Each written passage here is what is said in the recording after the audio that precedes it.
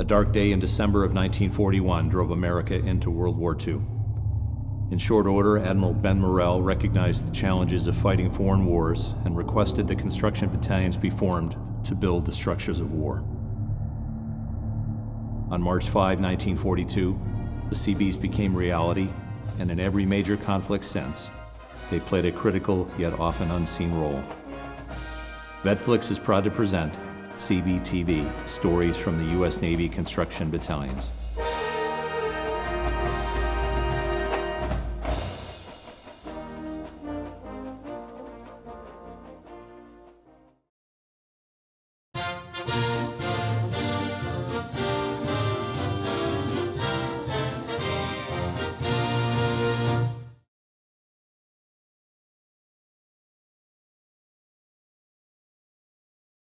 I got into Boston, I registered with them, but the registration was odd. They said, go into that room there and there's some people in there you can talk to. So I went to the first desk, it was Army, and we talked, and it didn't sound like, to me, like such a hot deal. And I spoke to the people in the Navy, and with the same result. The last desk was Seabees. Never heard of it. What the hell is a Seabee? So he told me, he says, it's construction battalions of the United States Navy. We are the engineers. Says, engineers? I said, hey, that sounds great. Tell me about it. So he told me. I was reading the newspaper, sitting beside him, and I came across an article about the Seabees. So I says, well, let's go and try getting in them. He says, so, okay. We went by the newspaper. He told us where to go and everything, and there was a crowd there. And we went in and got examined for the Seabees. It was a construction outfit. So all it was told about it. And when we got into it, this fellow with me, he kind of reneged a little bit. He said he didn't know how to cook, he didn't know anything. Because he's a salesman. He's a good salesman. So I told him, I said, look, I said, you got your sister making sandwiches for the customers. I says, why don't you put down you're a cook? I said, they don't do anything, but they'll teach you how to cook before you do anything. And so he did. And they were going to put him on board ship that night. The troop ships traveled inside the convoys, and the cargo ships, which had our equipment and food, were on the outside. And so we got going. By the time we hit Hawaii, there was a little hustle bustle on board. We had blown a boiler. There was 4 boilers on the ship. We blew one. Well, they could get by with 3. So then we went along, and I forget the time frame, for another period of time, and we blew another boiler. Now, here we are out in the Pacific, and we're on 2 boilers. So we stopped, they pulled us out, the rest of the convoy went on, and we're dead in the water.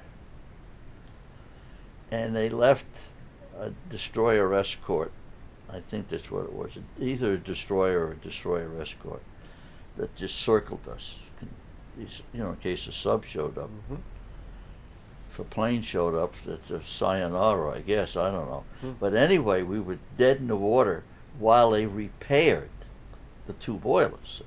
They had to shut everything down. So we were there, if I remember right, for about a good part of a day. And in the meantime, believe it or not, I don't know, maybe it's because we were Seabees, guys started fishing. We left the Panama Canal, as I said, after Christmas. And we went to the Galapagos Islands. And just after we left the Galapagos Islands, we're on our way across the South Pacific, zigzagging. They discovered that someone had loaded the ship incorrectly with food. They put vegetables and other stuffs in the freezing lockers, and they put the meat in the coolers. We throw every bit of it overboard, and for the next 70 days, we ate bologna, salami, mortadella, cheese, and hardtack. It's rotten stuff, let me tell you. We had no alternative. We were way the hell over the sea by then, and all this stuff being thrown over the side. We had sharks following us for days. I was 2 weeks, couple of weeks in basic training, couple of weeks in Savannah, and then about 2 weeks in Van Nuys, California, and then I was shipped out. But then I first went over to Hawaii, Oahu, when I first shipped out. And my first job over there was building coffins. They were still burying the people that died in Pearl Harbor, and they had to put them in the graves. They were in morgues and wherever they kept them at that time. So one of our first jobs was setting up a workshop and building coffins. So that's what we did. There was hundreds. Well, when we first got there, we stood guard duty the first week with no ammunition in our guns. They hadn't got any M1. They got the rifles, but no M1 ammunition. The first night we had the ammunition from the M1s, I was carrying, it was raining. I heard the shot, and then the thing right over in a tree right behind me hit. And I dove into the ditch, and as I said, it was raining. There was a big puddle there. However, being down there, looking up, I could see him, and came up with my rifle, and I had an expert rifleman's thing, and I hit him, and he fell, but he got up and ran, went down over the hill out of sight, and I smiled when he went down because that's where the anti-aircraft base was, and pretty soon we heard firing down there. We were outside of Birkenhead, England. The ship is loaded with troops. We know they're going into the invasion. And you never see the sun in England. It's always muggy. Some buddies want to go swimming. I said, sure, I like to swim. I used to go, I don't care where I went, I used to go swimming. And it's up there over 90 feet deep, tall, way up on the bridge, you know. Tree guard. I'm the only guy that comes up with his bathing suit. The other guys come up. I said, what are you waiting for? Was your right here? Well, Tom, that's kind of high, you know, blah, blah. But you're right there. I got my bathing suit on. I ain't going all the way down there. So I said, I'll try. So I'm up on the rail, and the guy said, what are you waiting for? I knew nothing about tide. The ship was pushing the ship this way, the tide. Then I dove way out. Like I said, between 80 and 90 feet. I know nothing about the tide. So I start swimming underwater toward the top of the ship. I'm a good swimmer. You know. I poked my head up. I'm about 200 feet from the ship, and the tide is taking me the other way. Now we're going to swing at an angle to catch the ladder, which is 200 feet in the back of the ship. At an angle, I swim, I pull, I swallow salt water, I spit it out, and I grab the ladder. Now I can't climb it. I'm exhausted. I drank. The officer and a couple of guys come down. What's going on here? Well, Tommy went for a swim. He went for a swim with the troops loaded on the ship. That's against the law. We're going to lock him up and throw the key away. He throws one of these circular things with a rope. I'm 3/4 of the way up. He tells the guy to take off. I'll take care of it. I'm hanging on like that. He lets the rope go. All the way down again. Then I had to, exhausted, grab the ladder. I swallowed some more salt water. I finally got to the ladder. I crept up there. And I was all skunned all over. And he's pulling on the rope. He pulled me on the ground. He rolled me over, and I'm spitting salt water. Spitting salt water. I said, that's a crazy thing to do. I says, why? Going for a swim with loaded with troops. That's dangerous. What if they turn the screw? You wouldn't be here talking to me. Which is true, you know.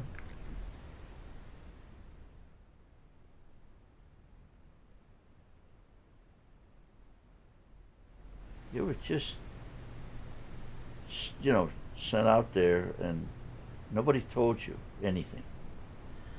And all of a sudden there's this boom, you know, it comes from a distance. And it gets a little bit louder. And it gets a little bit louder. And you say, geez. And well, what happens when a plane is flying and the bombs come out?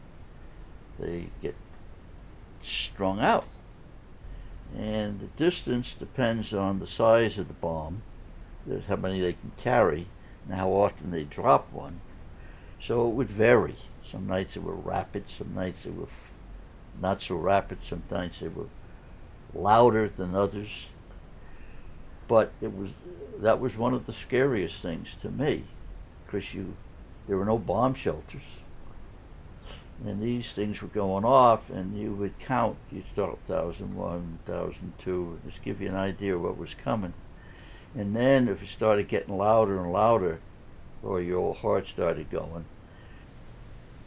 We had no idea where we were going. They didn't tell us until almost the very last end of where we were going. And then we had a talk by the captain or whoever it was that gave a speech and told us where we were going, and said that island has absolutely nothing on it. So one of the biggest things is going to be lack of association with anyone else. That's not the word to use, but and which was true. There was nobody there, and it was a very small island, but it was a strategic island for a landing. They needed a landing place for planes to land to be able to continue on going out towards Japan. So one of the first things when we got off the ship, we got on the island. We had nothing over there. And that night, we had a bombing raid, and not being familiar with the territory, I saw something in front there that I figured, well, I'll get behind that and in the bombing raid, and I did. Well, next morning I looked, it was a fuel tank, so that was not really a good place to be hiding. The ship that I was working on was an American Liberty ship, 3 holes forward of the bridge, two holes aft of the bridge, loaded down with all kinds of stuff. We didn't know what stuff. We didn't know what ship it was. To identify the ship, you have to bring up the ship's bell. And every American ship has a safe. In the safe is the ship's log, which is important. But even more important, it carried gold. This is how they bought things. When they went to a foreign port, you couldn't say, well, here, this is equal to your yuan, or whatever the hell you got here for money. So gold is acceptable any place. So every ship has a safe, gold. It has 2 little pins. If you know where they are, you pull them. In the top of the safe, a great big ring. You just put on a ring, and then up it goes after you're up. And then they salvage all that, and it goes to Navy. We didn't keep any of the gold. It went right to Navy. And the ship's bell identified the ship because it has the ship's name on it. I took off the mast, and I was going to blast it. And they said, check the holds. So I checked the first and second holds, and I saw it was all rusted to hell and gone, and some of it had been badly damaged by the torpedoes or bombs, whichever hit it. And so they asked me to check all the rest. I checked hole number 3, and bingo, beer. Nothing but beer. The whole thing full of beer. Why the hell would they carry that much beer? There was enough beer there for a battalion. I know, because the battalion got it. All of a sudden, we were attached to Mag 1. We met these Marines. Where are you? Mag 1. What's a Mag? Marine Air Group. Oh, okay. And you're building an airfield for us. Oh. And it was right down on the water. So it was fairly flat. So it was fairly easy. You're going to laugh at this. Our commanders would say to us, if there's a piece of equipment that you need and we don't have, you go out and you procure it. Really. So you'd steal from one battalion, would steal from another, or you'd steal from the Army engineers. You needed a crane or a certain dozer or something. You'd go out, and when there was nobody around, you just get, or you just walk like you were, you know, part of the group and stuff, and just take off with this thing. See?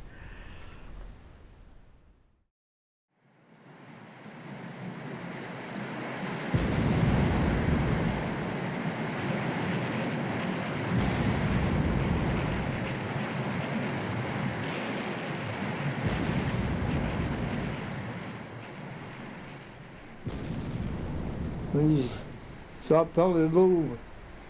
We knew we couldn't get in it. You get out of the boat, you get on the smaller boat, and you try to get in there and you can't get in. You don't know what it means, you can't get in. When you see the boat next to you, get a bomb right through the men on it and through the bottom of it, and you sink it. And another one on the other side of it.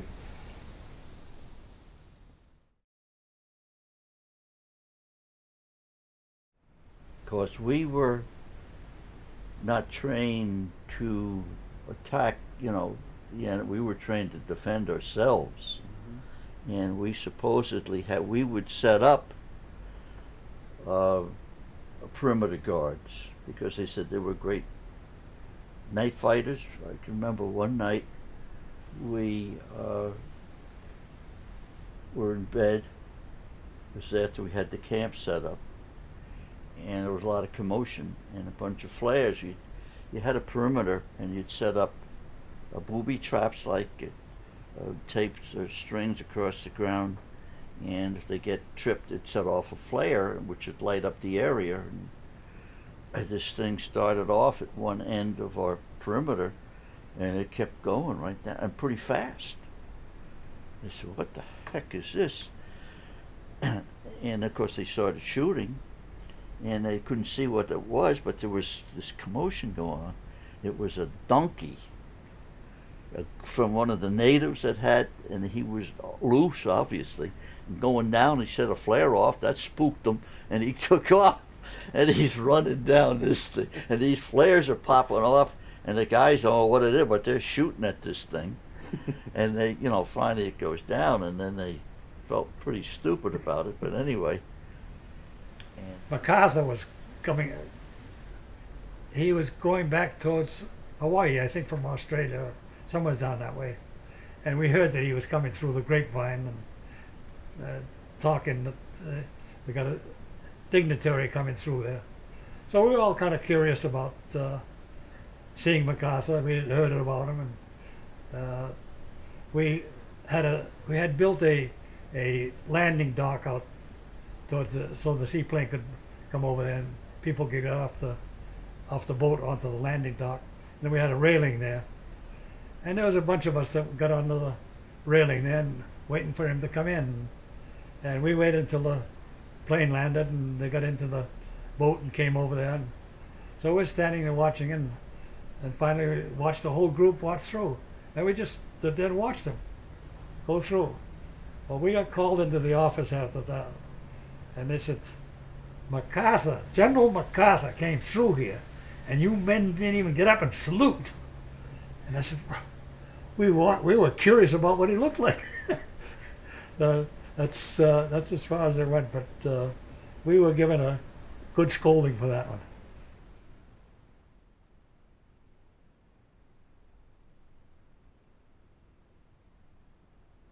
I had, my rifle was loaded. I just pulled it back.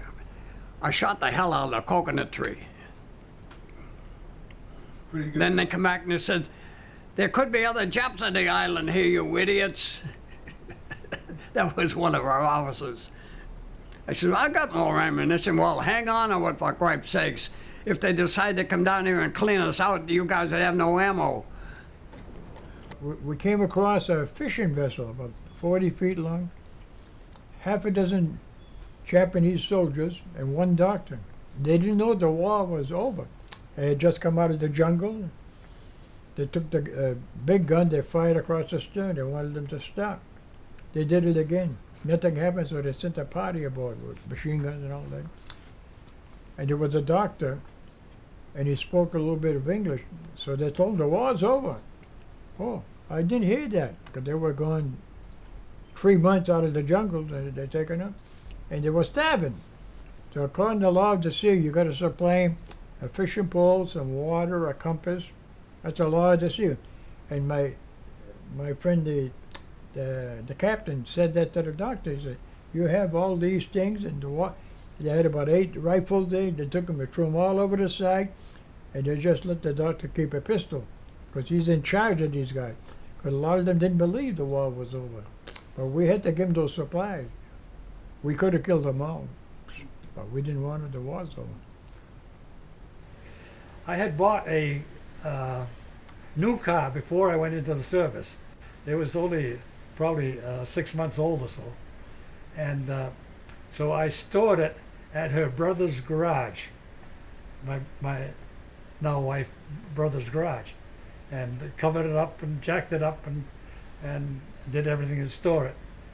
And come to find out afterwards that after I left, she had them take everything down, and she used the car for all that time. So they had put on about 40,000 miles since I left. I want to remember one thing. Whatever you do in the Army or the Navy, you've got to do it. There's no way out of it. You've got to, none of this, I can't. Even though you're ignorant and don't have any brains in your head, you still got to do it. And that's the whole story. That's how the Army and Navy operate.